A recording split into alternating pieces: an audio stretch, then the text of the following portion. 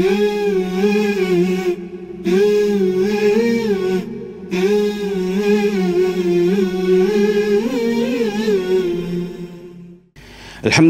Rabbil Alamin, wassalatu wassalamu ala rasulihil karim, Nabiyyina Muhammadin wa ala alihi wa ashabihi ajma'in. Amma ba'du, assalamualaikum wa rahmatullahi wa barakatuh. Ang paksa po natin, mga minamahal naming kababayan, ay ang tungkol sa tinatawag na al-ibada. Ang ibada sa Tagalog ay pagsamba. Ngunit sinabi ng mga pantas na ang kahulugan ng ibada sa lugha o tinatawag na linguistically, ito yung tinatawag na tadallul. Ibig sabihin ay ang ganap na pagpapakumbaba na walang kalaban-laban, pagpapakita ng pagsuko at pagpapakaalipin, doong kinuha ang tinatawag na ibada. Sa istilah o kaya tinatawag na technically, ang ibada ay dinefine ito ni Sheikhul Islam Ibn Taymiyyah na ito yung ismun jami'un likulli ma yuhibbuhu Allah wa yardahu min al-aqwali wal af'al al-zahira wal batina. Sinabi ni Sheikhul Islam Ibn Taymiyyah, ang pagsamba ay salita o pangalan na ginagamit sa lahat. Ito'y pangalan na pangkalahatan na ginagamit sa lahat ng mga kaibig-ibig, kamahal-mahal kay Allah subhanahu wa ta'ala at kalugod-lugod sa Kanya. Ito man ay mga salita o kaya ay mga gawa na nakalantad o kaya ay nakatago. So, sinabi naman ng mga pantas na kung saan ang pagsamba ay kung saan may mga pamamaraan ito. May mga pantas na nagsabing dalawang pamamaraan, may mga pantas na nagsabing tatlong pamamaraan ng pagsamba. Sa tatlong pamamaraang ito ay nakakasamba ang isang alipin. Sinabi ng mga pantas, isa sa pamamaraan ay yung tinatawag na ibadatun qalbiyah, pagsamba sa pamamagitan ng puso.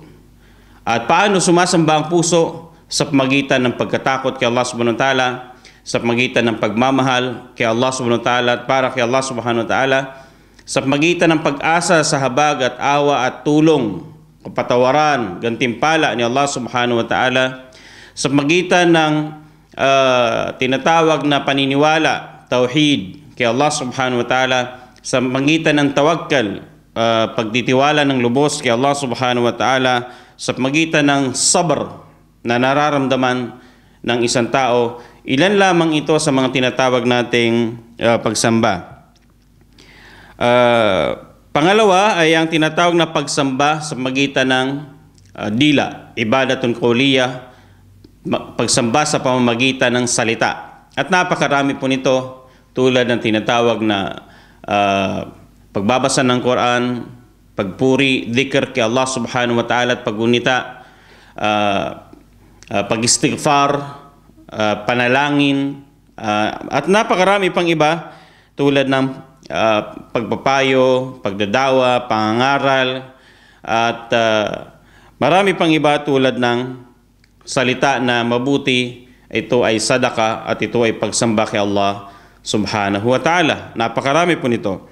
Pangatlong pamamaraan ng pagsamba ay yung tinatawag na ibadatun fi'liyah, pagsamba sa pamamagitan ng gawain, halimbawa ng salah, pagdarasal, at halimbawa ng zakah, kawang gawa, pag-aayuno sa buwan ng Ramadan, pagsasagawa ng hajj at umrah, yung halimbawa yung mga ritual na ginagawa doon, tawaf, sa'i, pananatili sa Arafah, sa Mina, jamarat, lahat ito ay gawain na pagsamba kay Allah subhanahu wa ta'ala, marami pang iba. At sinabi ng mga pantas, ang pagsambang ito ay kung saan may mga haligi. May mga haligi, sinabi ng mga pantas. Isa sa mga haligi ng pagsamba ay yung tinatawag na al-mahabba, yung pagmamahal. At ang tao na sumasamba kay Allah subhanahu wa ta'ala ay dapat mahal niya ang kanyang ginagawa. Sinasamba niya si Allah subhanahu wa ta'ala nang hindi napipilitan. Gusto niya ang kanyang ginagawa. At ito ay isa sa mga haligi ng pagsamba. Hindi pwede o hindi tama at hindi tanggap sa isang tao na sumasamba kay Allah subhanahu wa ta'ala na napipilitan o hindi niya nagugustuhan ang kanyang ginagawa. So, pangalawa na haligi ng pagsamba ay yung tinatawag na al-khawf, pagkatakot. Kailangan ang isang alipin sumasamba kay Allah subhanahu wa ta'ala dahil sa takot siya sa galit ni Allah subhanahu wa ta'ala sa mundong ito at galit niya sa kabilang buhay. Yung tinatawag na impyerno, kaparusahan. So, sumasamba tayo kay Allah subhanahu wa ta'ala dahil takot din tayo sa kanyang galit na dumating sa mundong ito. Bakit gumagawa tayo ng ibada, sala, zaka, saum, hajj at iba pa? Dahil kung saan upang maligtas tayo sa galit ng Allah subhanahu wa ta'ala kapag tayo nagpabaya sa ating tungkulin. Bakit iniiwasan natin ang mga ipinagbabawal sa Islam? Dahil takot tayo sa tinatawag na galit at kaparusahan ni Allah subhanahu wa ta'ala sa mundong ito, lalong-lalo na sa kabilang buhay. At yan ang isang alipin na sinasamba niya si Allah subhanahu wa ta'ala na mahal niya ang kanyang ginagawa at takot siya din sa tinatawag na galit at kaparusahan ni Allah subhanahu wa ta'ala. Pangatlong haligi ng pagsamba yung ar-raja, yung pag-asa.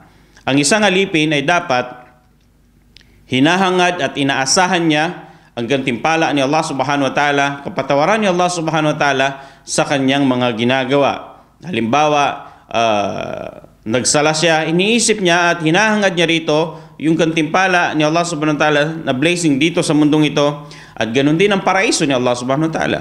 At ganun din na kung saan ang tao nag-aayuno, nagzazakan, nagsasadaka, nag-umra, lahat ng ito ay hinahangad ng isang alipin ang gantimpala ni Allah subhanahu wa ta'ala na ang paraiso.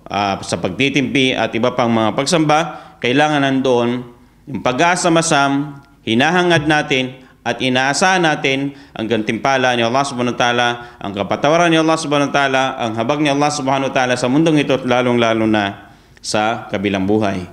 Ang pagsamba ay may tinatawag na condition. Sinabi ng mga pantasa, ito ay syurutul qabul. Ito ay condition para matanggap ang ginawa ng isang alipin. So isa sa mga condition na ito ay ang tinatawag na ikhlasun niyya. Ang ikhlasun niyya, ito yung dalisay na layunin. At ang isang ibada ay dapat kung saan iaalay ng isang tao kay Allah subhanahu wa ta'ala lamang na walang pagtatambal. Ang layunin niya rito ay ang kalugdan ni Allah subhanahu wa ta'ala. Ang layunin niya rito, tanggapin ni Allah subhanahu wa ta'ala ang hinahandog nating pagsamba. Dahil kahit anong pagsambayan o kahit anong kabutihan yan ay hindi tatanggapin ni Allah subhanahu wa ta'ala kung hindi natin inialay sa Kanya ng dalisay. So kailangan ang mga pagsamba iaalay mo lamang kay Allah subhanahu wa ta'ala. Dahil kung hindi ito para kay Allah subhanahu wa ta'ala ay hindi rin niya tatanggapin. Sinabi nga ni Propeta Muhammad sallallahu alaihi wasallam, innamal a'malu binniyat. Sa lahat ng mga ibada o mga kabutihan, ito ay nababase kung ano ang layunin ng isang alipin. So kung anong layunin mo dyan, kung dalisay yan na para kay Allah, tatanggapin niya. Kung ang layunin mo dyan ay para kay Allah at para sa mga tao, para marinig ng mga tao, para masabi ng mga tao, para maalala ka ng mga tao at mapag-usapan at purihin ka, ito ay hindi rin tatanggapin ni Allah sapagkat hindi naging dalisay sa Kanya. How much more yung pagsamba na kung saan wala nang layunin para kay Allah kundi para lamang talaga sa mga tao. At ito po ay tinatawag na uri ng shirk, pagtatambal kay Allah subhanahu wa ta'ala. Pangalawang haligi ng pagsamba ay pangalawang condition ng pagsamba o min syuruti qabulil amal ay ang tinatawag na al-mutaba'ah, isang term as-sawab. Kailangan halinsunod sa pamamaraan na ginawa ni Propeta Muhammad sallallahu alaihi wasallam. O isang term, kailangan tama. Magiging tama ito kung ito ay angkop sa ginawa ni Propeta Muhammad sallallahu alaihi wasallam. So kung hindi ito tama, hindi angkop, hindi rin tatanggapin ni Allah subhanahu wa ta'ala kahit pa man ito ay tinatawag na mukhlis ang isang tao. Kahit paman siya, ang layunin niya ay dalisay para kay Allah subhanahu wa ta'ala. At kung hindi tama ang pamamaraan, hindi yan tatanggapin ni Allah subhanahu wa ta'ala. Yan po ang wisdom kung bakit ipinadala ang mga sugo upang magabayan sila sa tamang pamamaraan. Dahil mayroong gustong pamamaraan ng ating Panginoon na ipinagutos niya at yun ang kanyang nagugustuhan. Ganon din po na kung saan kapag ang ibada ay tama pero ang layunin hindi para ikhlas kaya Allah subhanahu wa ta'ala, hindi rin niya tatanggapin. Ganon din kung ito ikhlas na hindi ito halinsunod sa sunnah ni Propeta Muhammad sallallahu alaihi wasallam, ito po ay hindi ni rin tatanggapin. Ilan sa mga matataas na pagsamba ay ang sinabi ng mga pantas, yung shahadatut tauhid. Ito yung pinakamataas na pagsamba kay Allah subhanahu wa ta'ala, na kung saan ang pagsasaksi, paniniwala at paninindigan na walang ibang Diyos na dapat sambahin maliban kay Allah. Wala kang paniniwalaan, wala kang sasambahin, at siya lamang ang sasambahin mo. At sinasamba mo, yun po ang pinakamataas na uri ng ibadah kay Allah subhanahu wa ta'ala, sa kapasusunod yung mga iba pang obligasyon tulad ng 5 haligi ng Islam at mga tinawag na fard at mga pinuri niya sa Quran at pinuri niya sa pagitan ni Propeta Muhammad sallallahu alaihi wasallam. Basta ang ibadah, pagdating sa mga kaaya-aya, ay mas minamahal ni Allah subhanahu wa ta'ala ang tuloy-tuloy na gawain kahit ito ay maliit. So, kung pabugso-bugso naman at bihira lang mangyari, mas maganda pa ang konti na tuloy-tuloy. Pagdating ito sa tinatawag na mga kaaya-ayang gawain. Pero sa mga obligasyon ng isang Muslim ay dapat manatili sa tamang pamamaraan at tamang panahon na ipinag-utos ito ng Islam. Mga kapatid, sinabi ni Allah subhanahu wa ta'ala, "Wa ma khalaqtul jinna wal insa illa liya'budun." Walang ibang dahilan kung bakit nilikha ni Allah subhanahu wa ta'ala ang mga engkanto, mga tao, maliban sa tinatawag na ibadah.